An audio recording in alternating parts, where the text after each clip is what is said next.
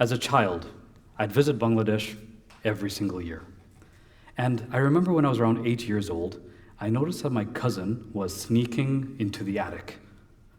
I found that strange, so I asked him, "Can I come with you?" He said, "Sure." So to get in, I had to put my foot on the doorknob, grab the top of the door, and pull myself in. And when I got in, I noticed that it was pitch black. He turned the light on, and I feared what any parent might fear, a hidden stash. It was worse. A box. And inside this box were old parts of radios,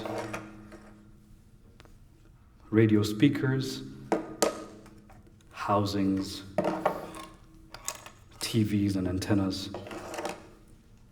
And in the middle of it all, he had this book, How to Build a Radio. My cousin, just 15, was building a radio from garbage. I found it so strange. I asked him why, and he said something that I'll never forget. Because nobody told me that I couldn't. That day, I learned that you don't need permission to build. You need the courage to climb up and begin. My mother, she has a box as well. It's a big theme in my family, these boxes. She has all the toys that I ever took apart. She called me the destroyer. She'd buy me a toy car, and then within minutes, gone, taken apart. And then when I was done with my toys, I'd go to my brother and take his.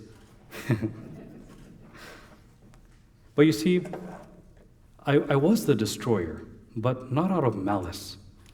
I really wanted to learn how things worked, how they moved and why they did.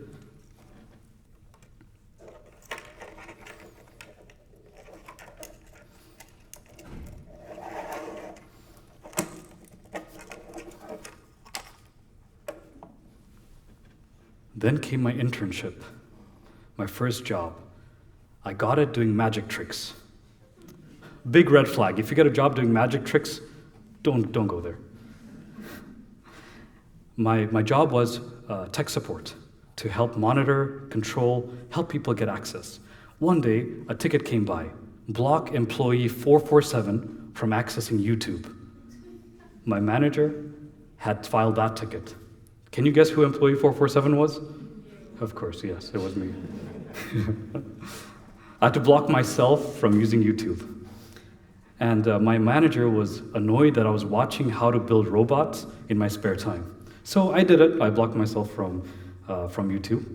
But then that night, I went back home, I got a USB stick, and I downloaded all of them anyway, and then brought them in. And secretly and slowly, I was building a robot under my desk. It was a robot hand that could wave, that could shake your hand, and that could make some inappropriate gestures when my manager passed by. I was really curious. Why do we like to build? Why do we like to build things with our hands?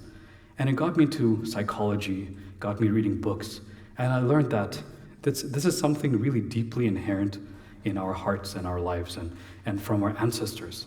You see, our ancestors, they built tools and homes and beautiful buildings. And so it's something deeply rooted within us.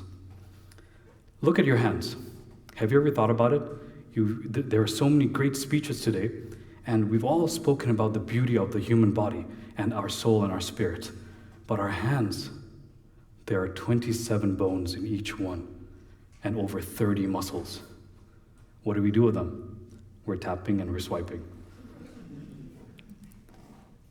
Today, I want to take us on a journey. How can we build again?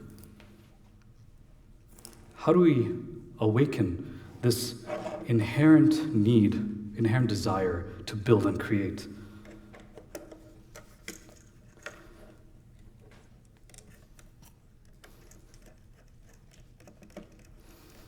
It's actually very easy. You can start tomorrow, 4 weeks. Week 1, take a piece of paper, fold it, crease it, feel the texture of the paper.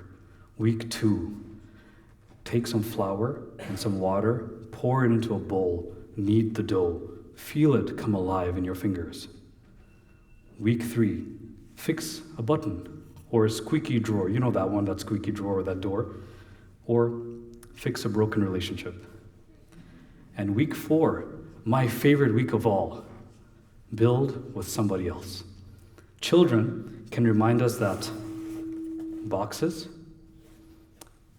they can become rocket ships. So this box over here, it's actually a radio, and it's vintage. I put it together. I printed the housing, and it's all ready to go except for this final piece, the battery. And when I'd build the radio with my cousin, we'd have the same moment at the end, just at the end, where he'd turn to me and he would say, "This is the scary part. When we learn if what we build works or if it's just another heap of garbage."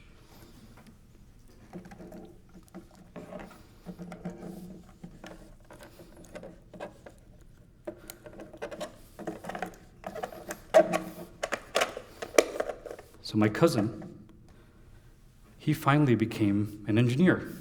In fact, he's the CEO of his own company. And he didn't need a degree to become the CEO. He just needed the courage to climb up and begin. And of course, because nobody told him that he couldn't.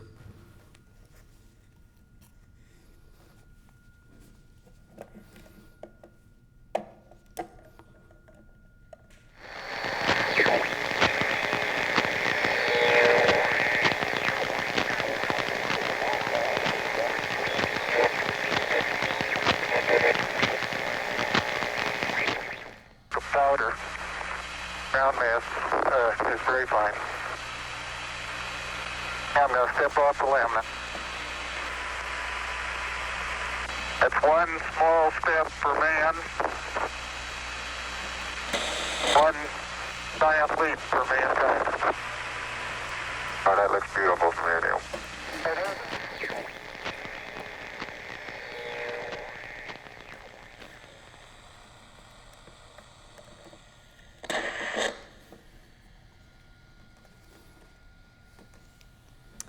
There you have it. So, my last message to you. You don't need permission to build. You already have it.